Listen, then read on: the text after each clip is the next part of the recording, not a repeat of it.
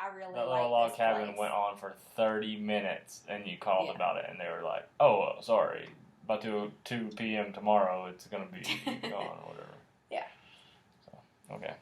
So then we did the you sent me that, and I was gonna say like what you said in the link and what I thought about when I looked at it, and then we'll go from there, and then yeah, we can just talk about it. How about that?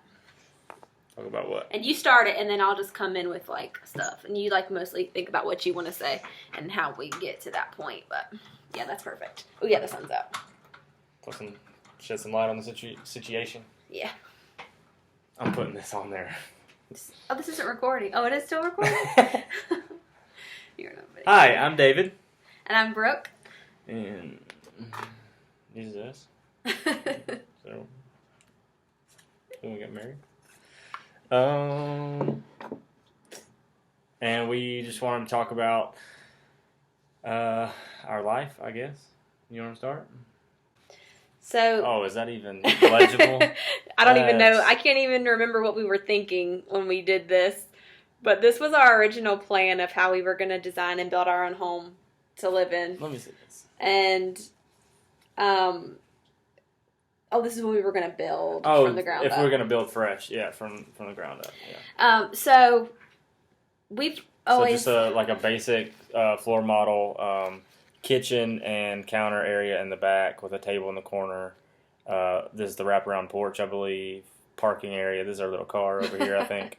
Yeah. And then I can't remember. Bedroom, bathroom over here, and living room over here. Something basic and small and just fits our necessities. Yep. So go ahead. So that's what we're doing, but not that floor plan. We've evolved quite a bit since then. We'll have to show you.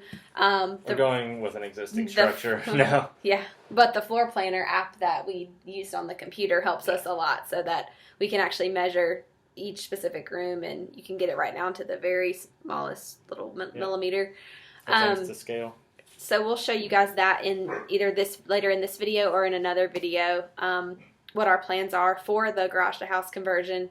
And we just wanted to start off this first video, and David was just going to share how he got started in thinking about building his own property, building his own house on a property somewhere, and how we are going to go from currently living in right under 1,700 square feet to 900 square feet, and downsize a lot of our things just to the necessities. But do you want to share what your first plan was as far as how you were going to afford where you lived once you got out of college and everything?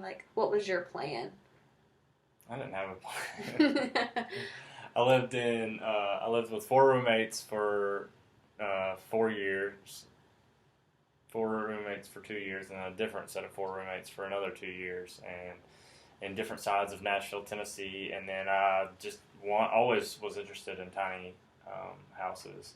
And when I moved out to Greensboro, North Carolina, to take my job, I wanted to. I was looking for apartments whenever I moved here, obviously, and found the cheapest one I could get just so I could afford it. And I really wanted to, if it was at all possible, end that lease and then or start a build in that lease whenever it was able to move into some kind of tiny house.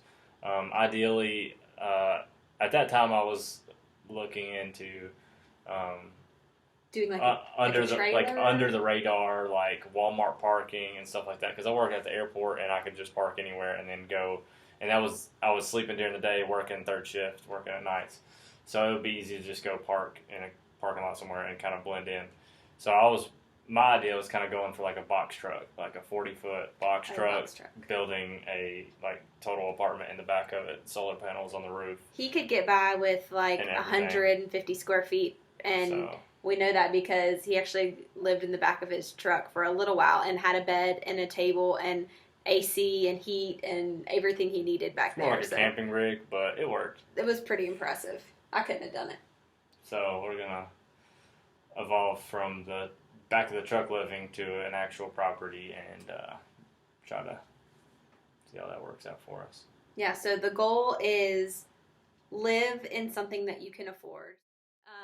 So we kept looking, and then one day David sent me a text and said, here's another property. And we had been looking at them so much, I was just like, yeah, okay, let's see what this one is. And then he sent me a text afterwards that said, I really like this place. So I was like, okay, I really got to check it out because it's something that he's really interested in. And so when I pulled it up, I was like, of course he's interested in it. It was a big garage, and he loves his garage and loves his tools and all that kind of stuff. So I thought, yeah, okay, like that would be cool to have a big garage, but like, what are we going to live in? And he's like, no, like we can fix up the garage to live in as a house. Studio apartment. And I was like, I don't know. It looks kind of rough. I'm not sure. And then when we actually measured the square footage in that property, I was like, that's actually pretty big. It was almost 900 square feet. What was the build that we were interested in?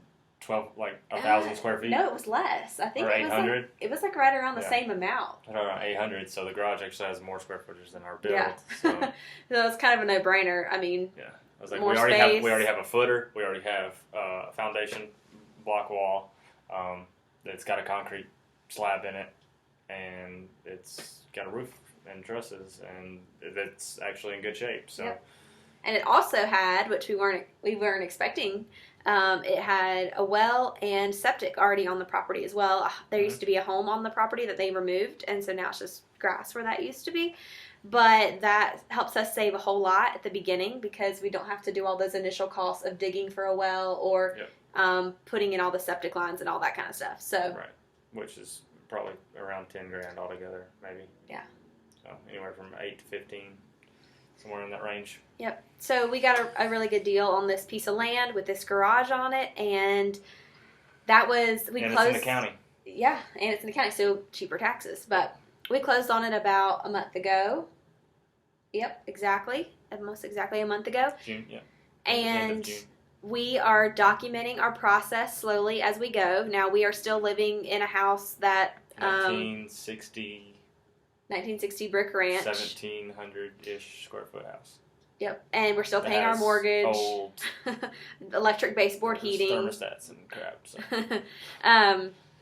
And so we're still living here, so we're doing the renovation of garage to house slowly, but we're hoping that in about 1.5 years or 2 years, it will be done enough that we can move into it, and from that point, we can continue, all the little... While we're living there, we can do all the little things just to make it more like home for us. But once we can actually move into that property and either sell or rent out our current home, we're going to be in a whole lot better place financially, which means that we can spend less time at work and more time together. And that's our main goal of doing all of this and all this hard work that he's been putting in and day out. So, especially since you're wanting to go part-time with teaching, and I want to quit work altogether. But he has big dreams. Anyway, I'll leave it at that. So this first video is when the first day we got the property. We had closed on it, got the key, and had to go up there. We're just itching to get our hands on it, and we're just walking around talking about what's currently there and what our plans are. So this first video is just talking and getting our thoughts out. But the following videos will be a lot more construction and demolition and things like that as we go. So we hope y'all will follow along, and hopefully our quality improves. Yeah. Follow along and watch our journey. And David is very talented and knows how to use all the tools and skills and things that I don't know. So I'm learning a lot, but he is a very good teacher and does really good handiwork. So I know it's going to be great in the end. So sweet. Okay, there's a little desk in here, Mr. DD. I think this will work. Give me that chair, and I'm going to sit here, and you're going to call out some measurements, and I'm going to write everything down. Well, I'm going to figure out a floor plan so we can get some walls up and get measuring and things like that. What do you think of our property as new homeowners? I'm pretty excited, but we've got a lot of work ahead of us. Or new garage owners. Made me a desk. We got 1 220 plug, and then outside of the block conduit running all the way around the wall, and we need we got a ceiling we need to redo, and the whole garage smells like oil. Smells like oil. Got a NASCAR poster on the back wall. No internet. Imagine that. Hold on a minute. I'll give you my hotspot. And we got this roof the tin roof, it probably needs replacing. We want to put shingles on it and potentially use the flue for a, what do you call it? A hood over the stove. Hood vent. For a hood vent. And thinking about ways that we could maybe vault this, maybe at least half of this ceiling. And get all this trash out of here. Yep, step one is clear it out. And the floor may be got a little dip in it over there. So we gotta level this floor somehow.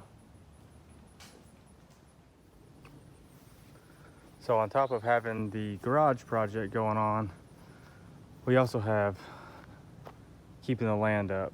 And we got a creek that's got a bunch of brush and overgrowth that we wanna slowly be cleaning that out. It also has these two sheds on the property. We kind of want to keep the white one because it's in pretty good shape.